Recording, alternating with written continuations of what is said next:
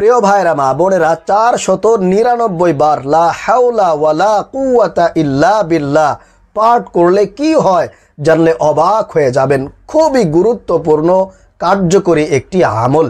আপনার জীবনের সকল বাধা বিপত্তি দূর হয়ে যাবে। আপনার মনের সকল ইচ্ছা বাসনা আজকের এই আমলের মাধ্যমে পূরণ হবে ইনশাআল্লাহ। কারণ এটি এমন একটি আমল, শায়েখে সন্দীপী হুজুরের মেয়ের জামাই মুফতি ওমর ফারুক দামাত বারাকাতুহুম উনি কোরআন হাতে নিয়ে, কোরআন মাথায় নিয়ে কসম করে বলেছেন, যারাই আমলটি করবে, যেই কাজের জন্য করবে, তারাই সফলতা অর্জন করবে। কোরআন হাতে নিয়ে বললাম, কোরআন মাথায় নিয়ে বললাম, এইভাবে তিনি কসম করে করে আজকের এই আমলের কথাটি বলেছেন। আমি আপনাদেরকে ওনার সেই কার্যকরী গুরুত্বপূর্ণ ফজিলতপূর্ণ আমলটি শিখিয়ে দিব। যদি আপনারা ধৈর্যের সাথে ভিডিওটি শেষ পর্যন্ত মনোযোগ সহকারে দেখতে পারেন, কপাল খুলে যাবে, ভাগ্যের চাকাটা পরিবর্তন হবে। আপনার যে কাজগুলো এতদিন পর্যন্ত আটকে ছিল, অসম্পূর্ণ ছিল, ইনশাআল্লাহ তাআলা এখন থেকে সেই কাজগুলো সম্পূর্ণ হওয়া শুরু করবে। প্রিয় ভাইরা মা বোনেরা, চলুন তাহলে আমি আপনাদেরকে আমলের নিয়মটা শিখিয়ে দেই। আমলটা করতে হবে এশার নামাজের পর জায়নামাজে বসে বসে এরকম একটা তসবির দানা আপনাকে সংগ্রহ করতে হবে। এরকম একটা তসবির দানা আপনি হাতে নেবেন, অথবা ডিজিটাল যেই তসবি পাওয়া যায় এরকম একটা তসবির দানা আপনি হাতে নিয়ে তারপরে আপনাকে একেবারে 499 বার এই দোয়াটি পাঠ করতে হবে। এর থেকে যাতে আপনার বেশি না হয় এবং এর থেকে যাতে আপনার কম না হয়, এজন্য আমলের প্রতি আপনাকে পরিপূর্ণ মনোযোগ সহকারে এই আমলটি করতে হবে।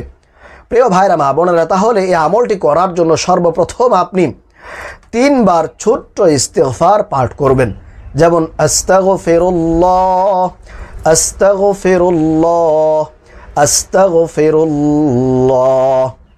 এরপরে আপনি ছোট্ট দরুদ শরীফ, এটি আপনারা 100 বার পাঠ করবেন।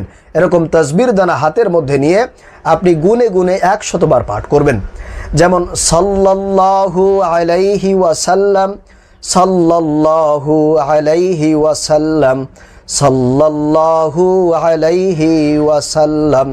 এরকম তসবির দানা গুনে গুনে আপনি 100 বার এই দরুদ শরীফটি পাঠ করবেন।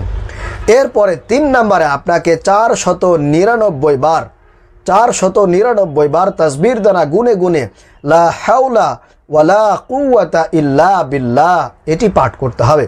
এইভাবে লা হাওলা ওয়ালা কুওয়াতা ইল্লা বিল্লাহ, লা হাওলা ওয়ালা কুওয়াতা ইল্লা বিল্লাহ। এইভাবে করে আপনি তসবির দানা গুনে গুনে 499 বার পাঠ করবেন। এরপরে সর্বশেষ আপনি একবার পুরাটা পাঠ করবেন, লা হাওলা ওয়ালা কুওয়াতা ইল্লা বিল্লাহিল আলিয়্যিল আযীম। তাহলে আপনার 500 বার হয়ে যাবে। আপনি 500 বার লা হাওলা ওয়ালা কুওয়াতা ইল্লা বিল্লাহ পাঠ করবেন। এরপরে সর্বশেষ আবারও 100 বার আপনি দরুদ শরীফ পাঠ করবেন, সাল্লাল্লাহু আলাইহি ওয়াসাল্লাম। এখন আসুন প্রিয় ভাইরা মা বোনেরা, এই আমলটি আপনারা কোন কোন উদ্দেশ্যে করতে পারবেন। যেমন মনে করেন আপনার 2-3টা মেয়ে বিয়ের উপযুক্ত হয়ে গিয়েছে, তাদের বিবাহ প্রয়োজন, কিন্তু আপনি বিবাহ দিতে পারছেন না। অনেক জায়গা থেকে বিবাহের প্রস্তাব আসে, সম্বন্ধ আসে, কিন্তু শেষ পর্যন্ত বিয়ে হয় না।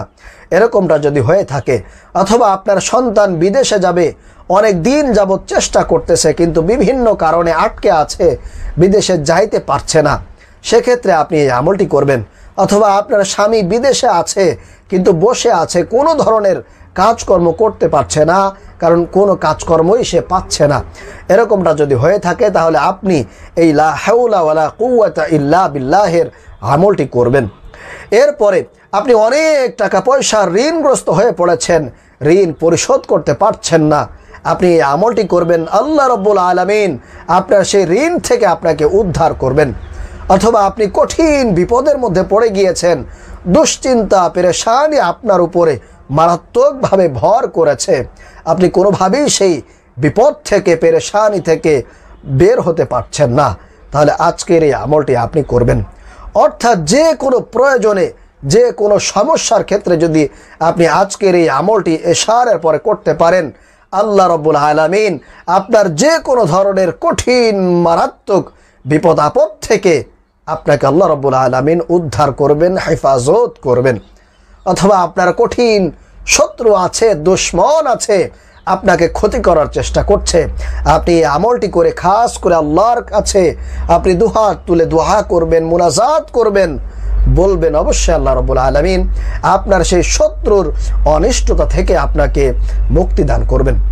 অথবা আপনার মনের আশা পূরণের জন্য আপনি এই দোয়াটি পাঠ করবেন, আমলটি করবেন। প্রিয় ভাইয়েরা, মা বোনেরা, আশা করি আপনারা সম্পূর্ণ আমলটি বুঝতে পেরেছেন এবং কোন কোন ক্ষেত্রে কিসের জন্য আমলটি করতে পারবেন সেটাও আপনারা জানতে পেরেছেন।